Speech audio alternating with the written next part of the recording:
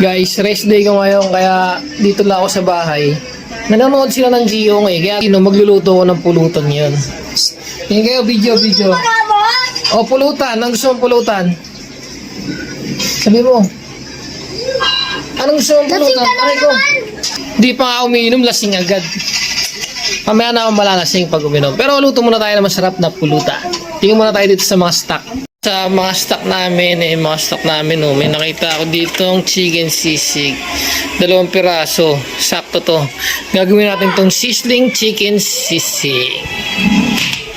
Tsaka dito sa rep, mayroon tira-tira ditong, andox. Andox to. Sama na rin natin to, himay-lag natin yan. Pero piprito muna natin yan. Tingnan muna natin kung goods pa siya. Amuin ko muna.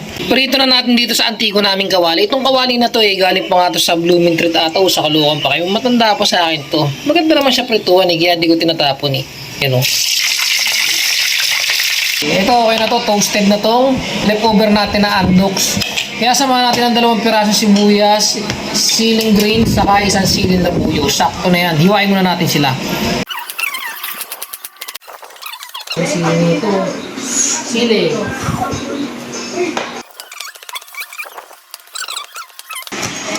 Pure Foods, baka naman Pure Foods. Pagkatapos nito, magiging sponsor na natin yung si Pure Foods. Mamaya, di ba? Pagkatapos ko gawin itong video na to, malay mo, no? Itong si Pure Foods. Baka naman Pure Foods. Itong Pure Foods na chicken sisig na to, first time ko itong lulutuin, kaya hindi ko pa siya natitikman talaga. Buksan muna natin. Tikman muna natin kung anong i-adjust natin sa lasa niya. Ganito pala yung niya sa loob, no? Hindi maganda. Parang tuna. Hindi okay na. Parang San Marino siya. May sibuyas na nga rin, no? Kaya mapakita may itsura, ganyan, no? Ganyan yung itsura niya. Tikman muna natin siya kung paano yung alat niya bago natin gawin sisig. Ngayon, alam ko na kung paano siya adjust. Gawin natin, sali muna natin siya dito. Tsaka ito, isama na rin natin ito. Itong chicken na pinrito natin. Tsaka itong sibuyas, mga sili yan. Sama na natin yan. Complete na to ano. Kulang na siya ng konting alat pero may linamnam na siya Lagyan natin mga 5 piga, okay na yan. Tapos mekos na natin yan.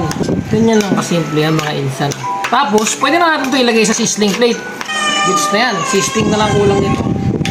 Okay game, sizzling na natin to Yan o. Galing na! Okay butter. Lagyan na natin itong ating sizzling. Chicken sisig yan boss.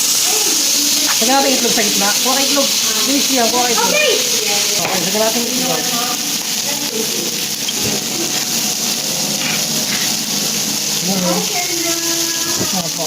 Maganda yung itlog niya. Medyo malalasado pa ng konti. May mga nakaabang.